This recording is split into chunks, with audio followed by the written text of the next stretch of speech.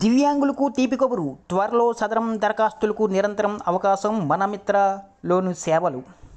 ఈ వీడియోని ఎక్కడ స్కిప్ చేయకుండా పూర్తి వరకు చూడండి, లేకపోతే మీకు పూర్తి సమాచారం అందదు. ఎవరైనా కొత్తగా ఈ వీడియో కానీ చూస్తున్నట్లయితే మా ఛానల్ని సబ్స్క్రైబ్ చేయడం మాత్రం మర్చిపోకండి.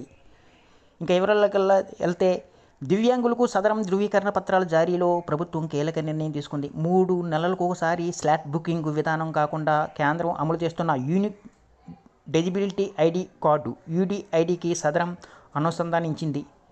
నిరంతరం దరఖాస్తు చేసుకునే అవకాశం కల్పించాలని నిర్ణయించింది. దరఖాస్తు చేసుకున్న నెల రోజుల్లో సదరం ధృవీపత్రంతో పాటు వైకల్యం శాతం సూచించే కార్డులు అందించనుంది. మీ సేవతో పాటు మనమిత్ర ద్వారా దరఖాస్తు చేసుకునే విధానాన్ని పెంచితే అమలు చేయాలని గ్రామం వార్డు సచివాలయ శాఖను ప్రభుత్వం ఆదేశించింది. నిరంతరం దరఖాస్తు చేసుకునే అవకాశం కల్పిస్తున్నందున వైకల్యం నిర్ధారణకు మెడికల్ బోర్డులు ఎక్కువ సంఖ్యలో ఏర్పాటు చేసుకోవాలని సూచించింది. 40% లోపు వైకల్యం ఉన్నవారికి ప్రత్యేక కార్డులు.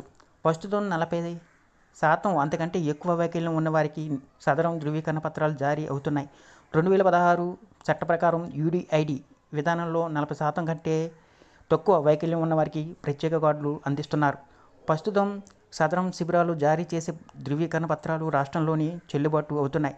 యూడిఐడికి అనుసంధానంతో జారీ చేసి కార్డులు దేశవ్యాప్తంగా పరిగణనలోకి తీసుకుంటారు.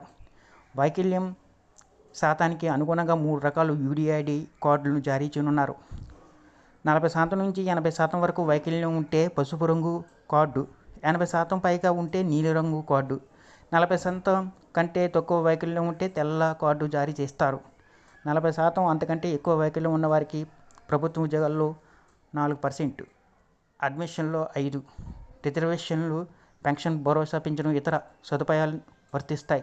40% కంటే తక్కువ వైకల్యం ఉన్నవారికి పలు సదుపాయాలు వర్తించనున్నాయి. ఈ కార్డులను ఉచితంగా అందిస్తారు. ఈ వీడియో కానీ మీకు నచ్చినట్లయితే ఒక లైక్, సబ్స్క్రైబ్ చేయడం మాత్రం మర్చిపోకండి.